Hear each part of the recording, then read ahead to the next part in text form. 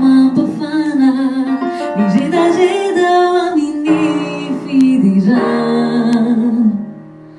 Misy firasam panahy, misy heny mampiray, anambatra indray ny fizarazarana.